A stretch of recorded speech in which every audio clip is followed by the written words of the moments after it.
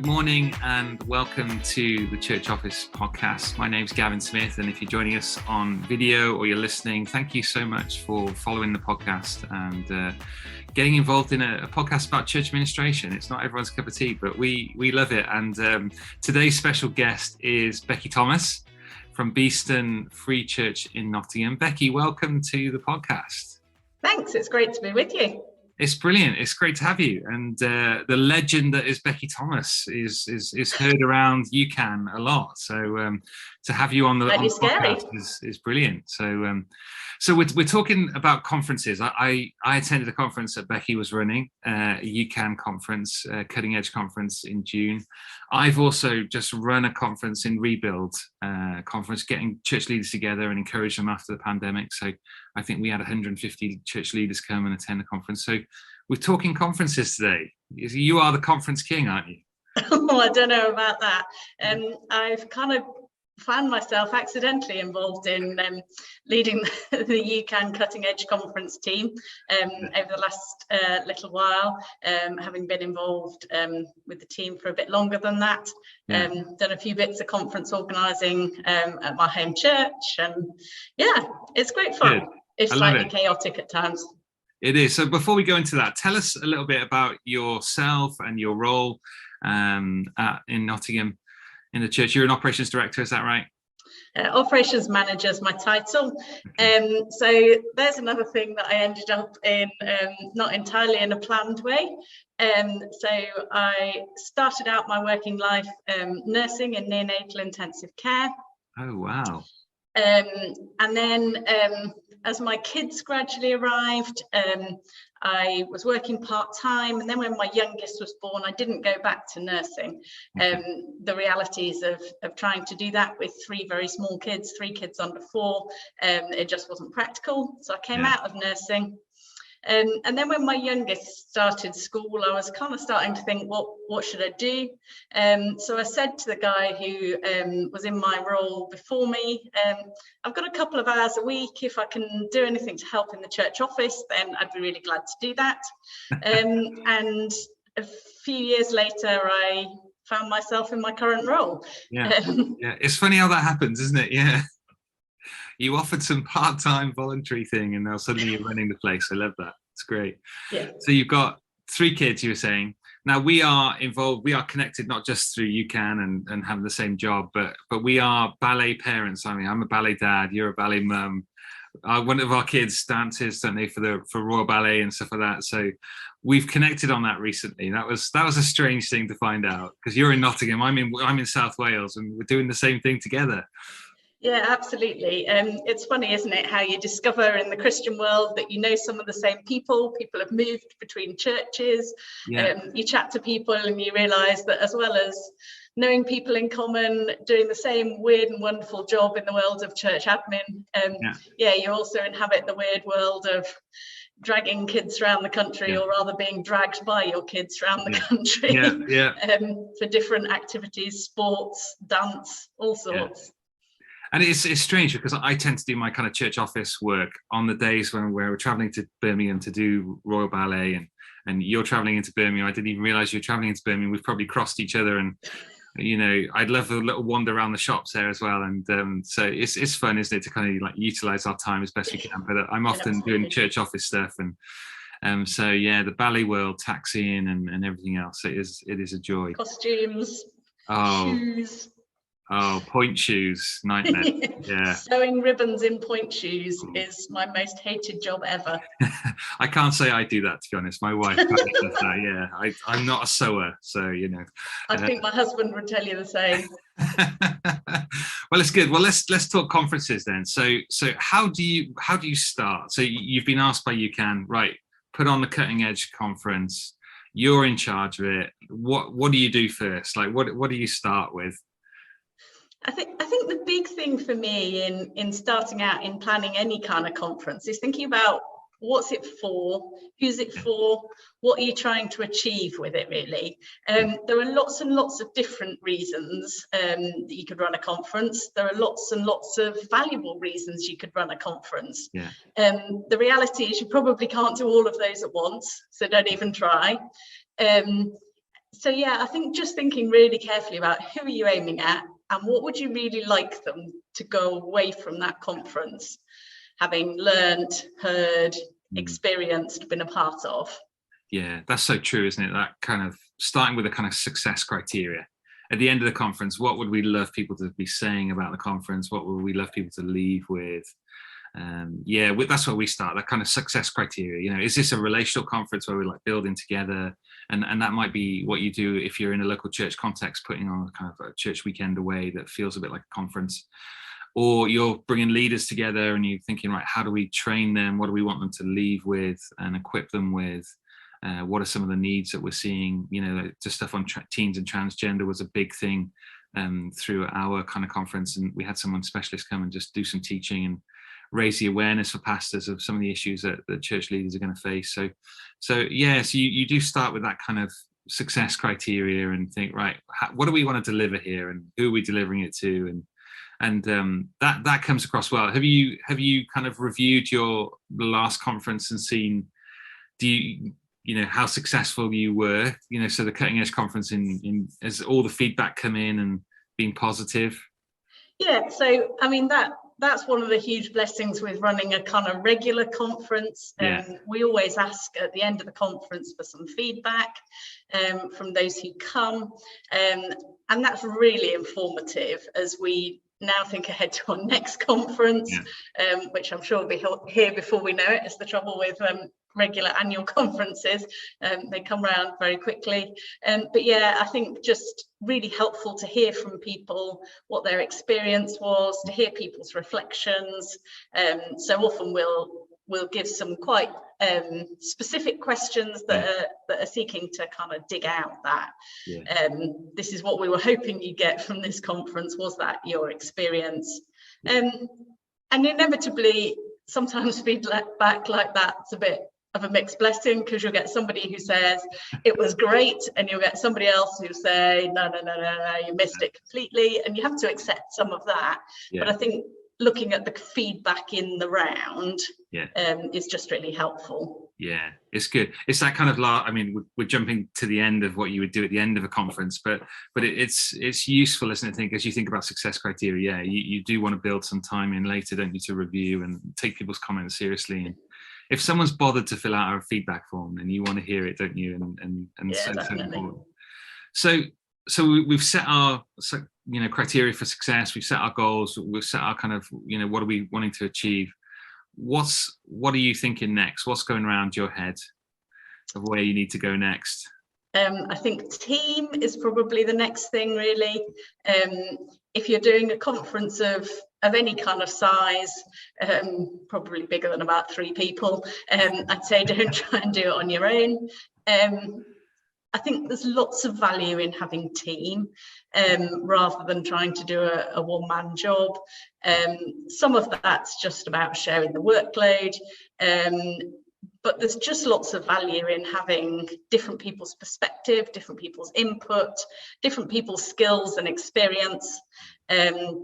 That all really, really contributes to helping to pull a conference together. So if I think about pulling the UCAN conference together, I'd always call myself a fairly competent computer user, but put a sound desk in front of me, not a clue. Try and work out how to stream something, not a clue. So I need people alongside me who can go, yeah, fine, I'll run the sound at the event. I know what I need to do to connect whatever they call all these little gadgets and boxes and whatever, and by the magic make sure that it appears on a live stream that you've promised to people who are coming along. And just to bounce ideas off people, to be able to say, thinking about a seminar about this, what do you think? Do you think it'd be valuable? So team definitely is my next thing. And that's useful, isn't it? And it's great. You can pull on members, can't you, to kind of who've experienced, who've been to conferences before, and will be able to input. And that's right. Team, don't try and do this on your own is the message here, isn't it? Because you are going to be overwhelmed, aren't you? I mean, one of the things that we did as part of our planning was we kind of departmentalized everything that we'd need for a conference. So the kind of the people side of things and managing people, caring for people, we put in together what does it look like on the kind of teaching side and resources side, the venue side and what was needed to manage a venue. And we kind of looked for different people that had skill sets in those kind of different areas. If you think about the kind of different departments, somebody who had a real, keen eye on looking at the kind of finances and booking tickets and things like that. And that is a genuine challenge, isn't it? The whole ticketing stuff, because we found people book last minute, like within the last 2 weeks of your event, where you're like, you've done the early bird, you've tried to get people in as quickly as you can, so actually, are we going to break even on this? Because that is a bit of a worry sometimes. But yeah, what are your experience on that whole side of things? Yeah, and it's a huge challenge, isn't it? Because very often, if you're running a conference in a venue that's not your own church building, venues are wanting you to commit very, very early.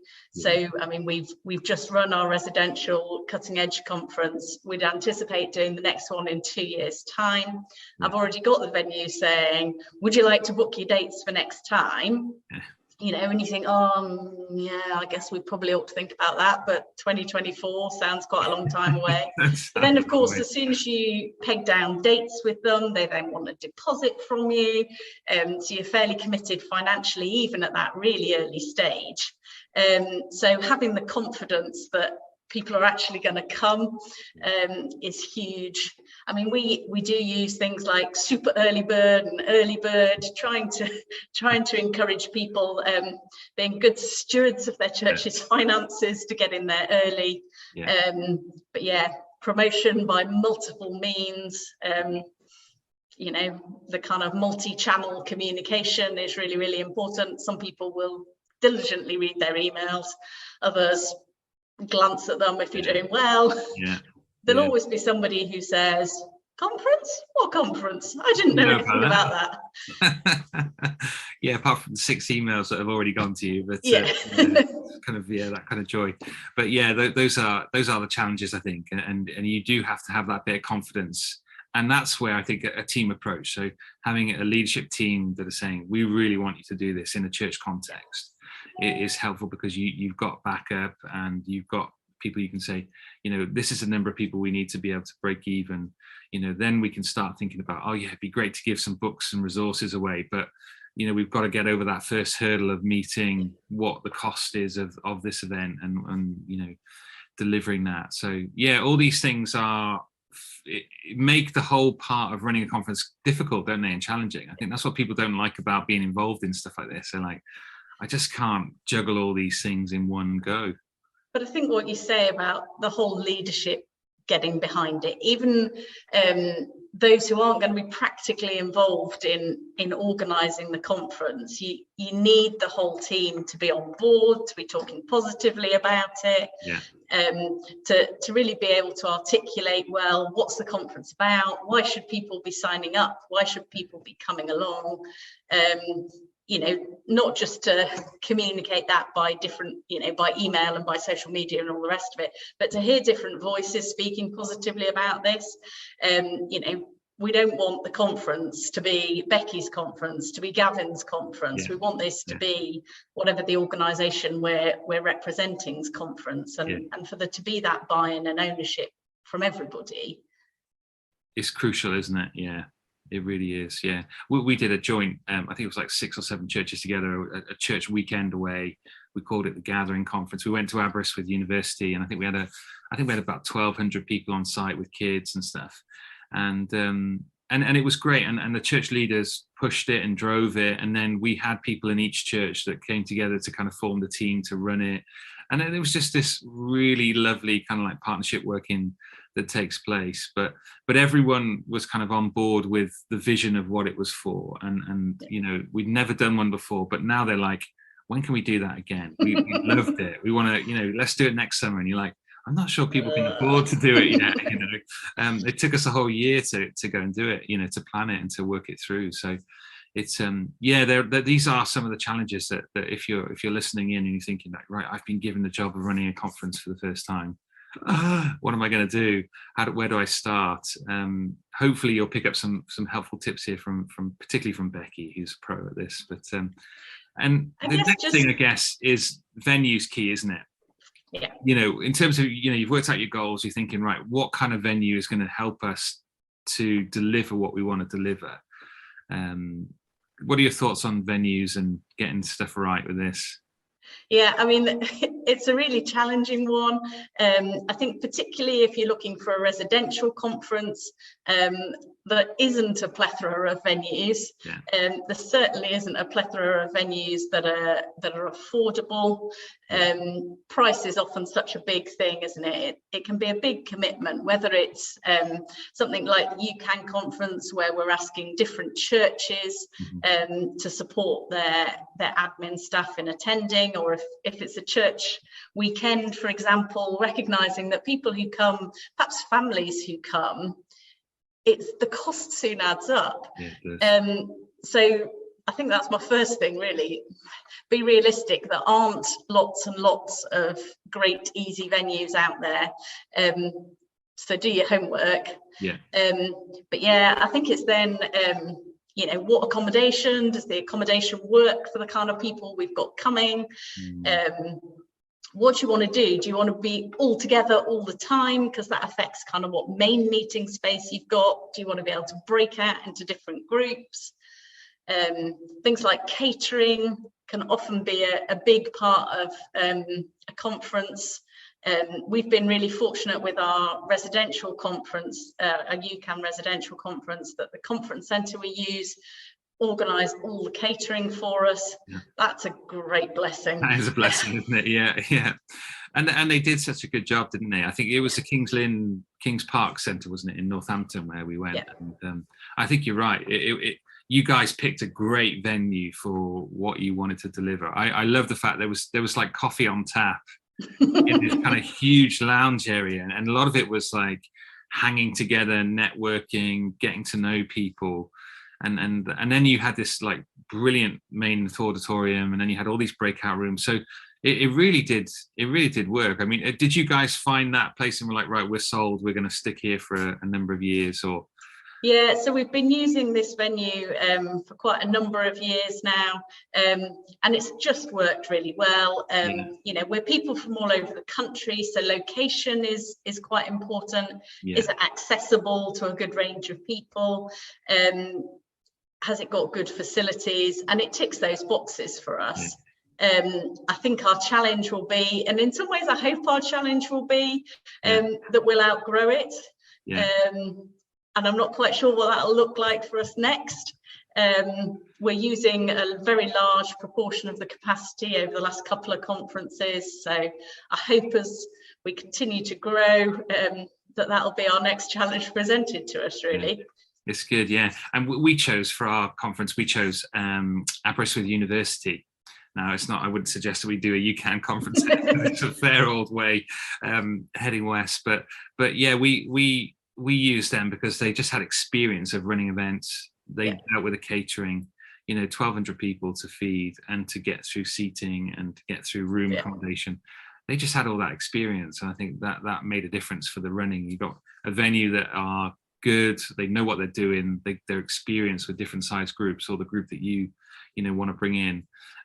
Those things are worth checking. And I bet, well, if we outgrow Northampton for the UCAN conference, you're going to be traveling the country, because like you say, there aren't loads of venues, are there, to find? No, and I mean, in between our kind of every other year residential conference, we do a day conference.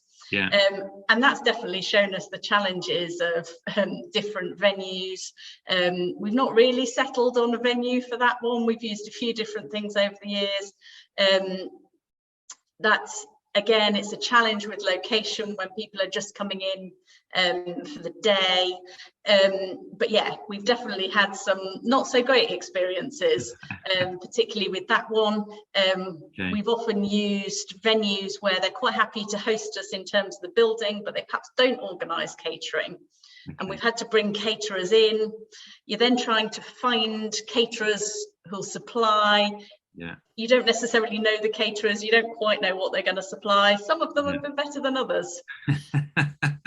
And people remember the food, don't they? Massively. Of course they do. Isn't that like just a big part of the, if you can get the food right at your conference, and people, that's halfway there, isn't it, to make it a good conference. It's so true. And we've had to work on menus with our different conference teams and accommodating all the dietary requirements and all those. I mean, it's complex, isn't it? And you want to serve people, and you want people to come and not have to bring their dairy-free, lunch, because we can provide it. But it's all I think probably our worst example of that was one year we had a caterer, and we said, we've got these people who are dairy free and these people who are gluten free, and basically their approach was to provide a box of salad for anybody who was allergic to anything.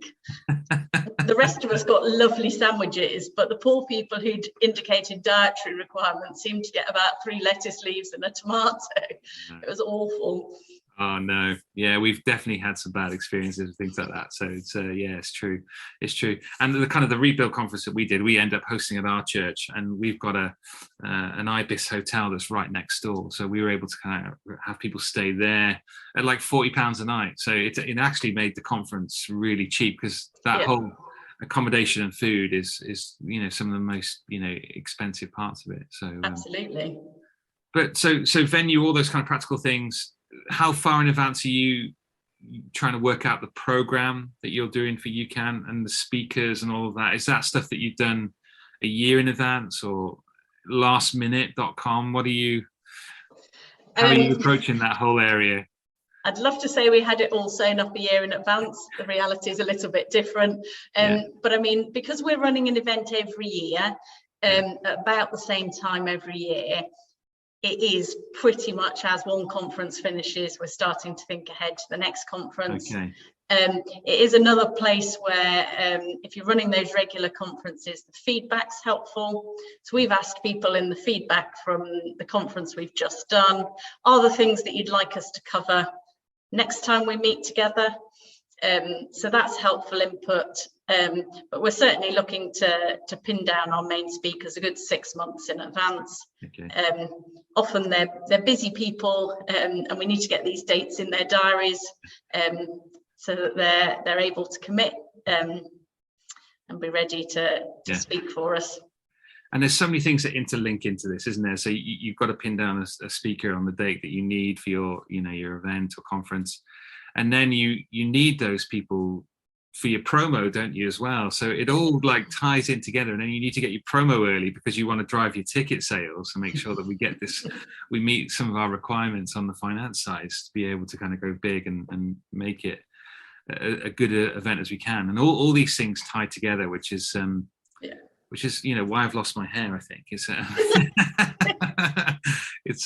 happened. If you're listening on a podcast, and you won't be able to see my wig is not there anymore. So but what other tips have you got? Because you've got tons of experience on this. What are the things that are going through your mind that you're thinking, right, I need to do that, this is good, this is a helpful thing to think about as you go through? I'm a great fan of lists. I have endless lists, and I do try and keep my lists in a digital and fairly ordered fashion, because I do revisit those lists every time, so that I'm not reinventing the wheel. Our former pastor's wife referred to me as an organisational freak. That probably, she said it in a very loving way. Of course. That probably is true. So there's nothing I love more than organisation and logistics. So it's probably why I love conference planning, really. But just keeping yourself really organised, making sure that you know what you've got to do, when you need to do it, where are your deadlines, who else do you need to communicate with, who needs what information when. And are your lists connected to some sort of timeline? Would you be thinking, right, this list needs to be done by this set date, this one, and do you break it down like that? So I've never really got into some of these project planning apps. That's not something I've done. My Word-based documents and my Excel spreadsheets have served me well, but that's a personal preference thing. That's just what I'm used to. I think there probably are great organisational tools out there that I've just not tapped into. Yeah. But yeah, so I have a bit of a kind of timeline that says, okay, by this date we need to have done this. I often put the deadlines a little bit earlier than they probably are in reality, recognising that there's always slippage along the way. Yeah, I love that. I think it's helpful. Yeah, I'd be the same. I think there are some great apps out there, and some of our team use them to manage like maintenance schedules and things like that, which are great.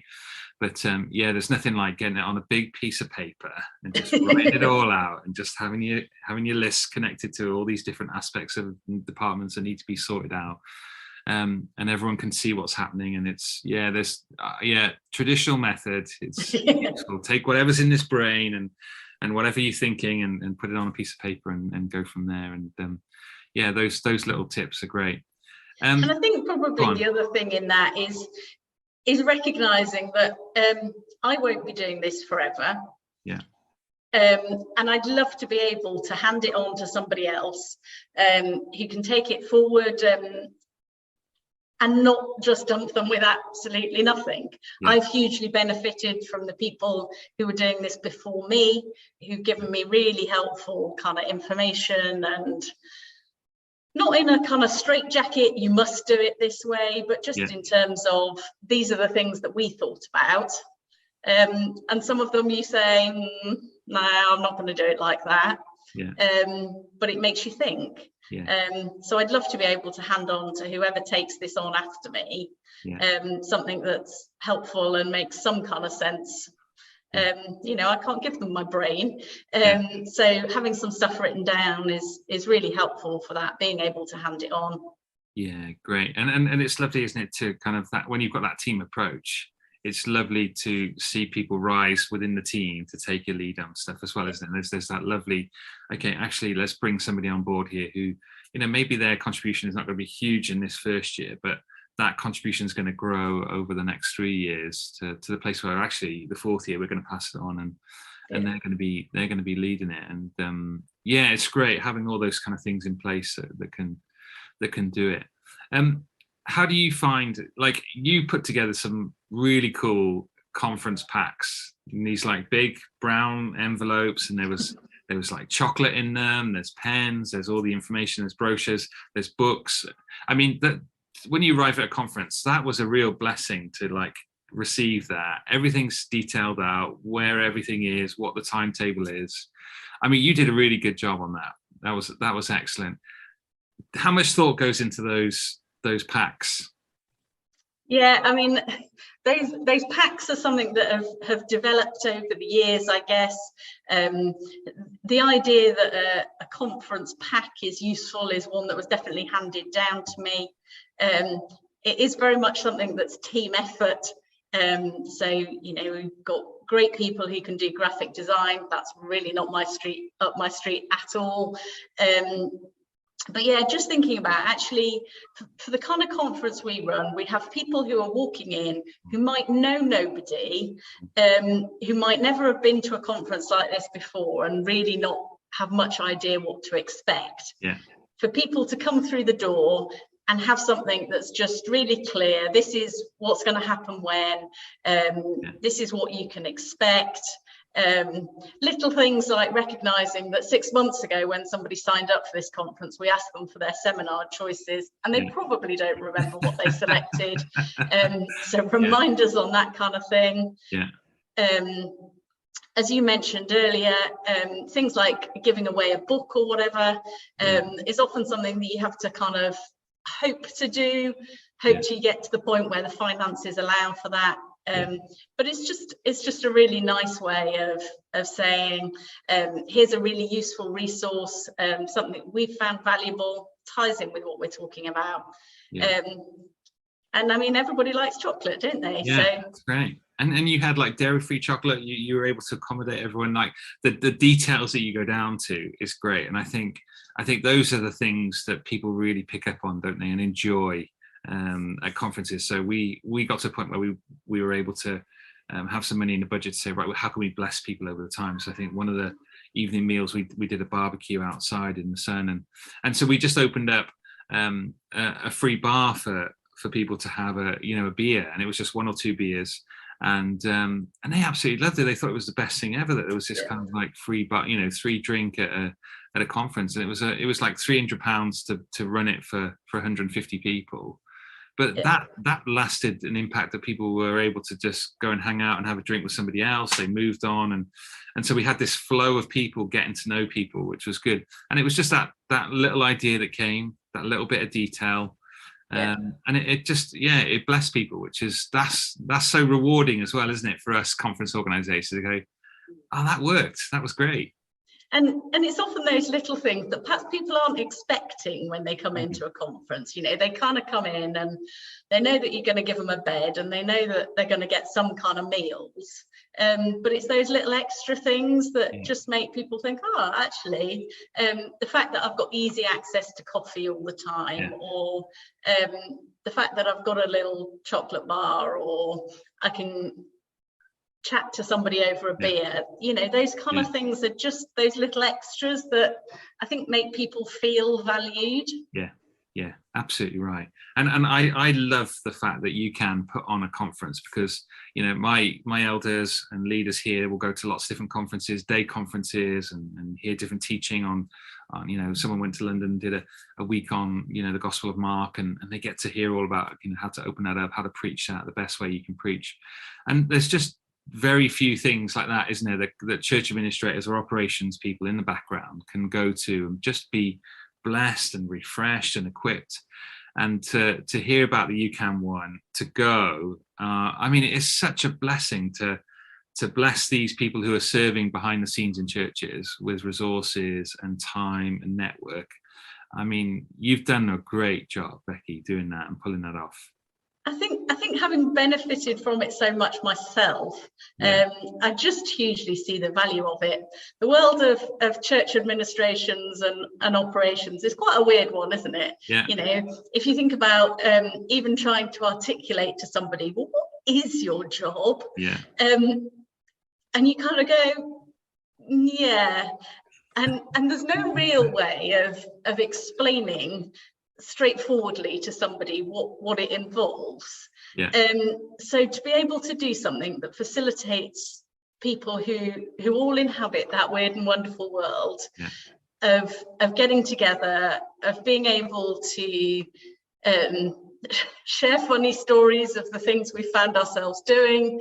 I was sharing with somebody at the conference, probably my best moment was when somebody walked into the ladies' toilets at church and found me trying to do a temporary repair on one of the toilets with a paper clip and a piece of blue tack. You do these crazy things, or people find you up on the roof and they say, "Is that in your job description?" And you go, "Well, not really, but it's not in anybody else's either, so here I am." And just to be able to share those stories, to encourage one another, to recognize some of the challenges that we face working in church, in an admin or ops role, for people just to get it is just so valuable. So that's a really important part of it. And then, as you say, just to get really good input, there's often lots of opportunities for Bible handling training and those sorts of things, which of course is hugely valuable in our churches, but doesn't always quite hit the nail on the head for some of the things that we face as administrators and ops people. No, I think that's absolutely right. So to have a conference designed just for administrators and those working behind the scenes in churches is lovely. So full credit to UCAN and the board and those who attend and make it work, and the cutting edge team that you've worked with to deliver it is wonderful. Well, Becky, thank you so much for your time. It's great to connect with you. Love what you've done. Love the way that you bless UCAN with your time and your expertise in putting a conference on. If you're listening and you think, oh, I've got a specific conference question or venues, or you just want to connect with the church office or with Becky, and then please get in contact at questions@thechurchoffice.co.uk. We'd love to hear your feedback and any questions that we can assist with. We'd love that. please check out the website for new resources and new articles that are coming on. The website's free for everyone to use, and hopefully there's things and resources on there that will benefit you and bless you and encourage you. We've been chatting about UCAN. If you're listening and you're not a member of UCAN, and it's the UK Church Administrators Network, then seek them out, look at it. Is it something that you'd like to get involved in? There's something wonderful, isn't there, about being part of a network, Becky? And I know you've been a member for a long time. So give me a little promo for UCAN. Come on. Yeah, I mean, as I've just been saying, really, to be able to connect with other people, to share wisdom, to share ideas, to share resources is just such a blessing. We come from a hugely diverse range of churches. You learn and see so much about different churches, but it's just really encouraging to see churches all over the country committed to sharing the gospel, and thinking about how do we do that well, how do we make sure that what we do as churches is done well, so that the central focus is the gospel. Absolutely right. And you've heard me say it numerous times on the podcast, you know, the work that happens behind the scenes enables and enhances the work of the gospel. Without people on the ground doing the stuff that we do behind the scenes, the gospel wouldn't go out. So crucial ministry in the life of the church, and if you're serving in that role, then thank you, and know God's smile and encouragement to you in what you're doing behind the scenes. So well, Becky, thank you so much for your time. It's great to connect, and we'll look forward to it. We'll have to get you back on the podcast again soon, because you're so good at this. You're just like chatting away and filling us in, and it's lovely. So I'll see you in Birmingham sometime on the Bally Run. Indeed. Take care. See you soon. Thanks, Gavin. Take care. Bye-bye. Bye-bye.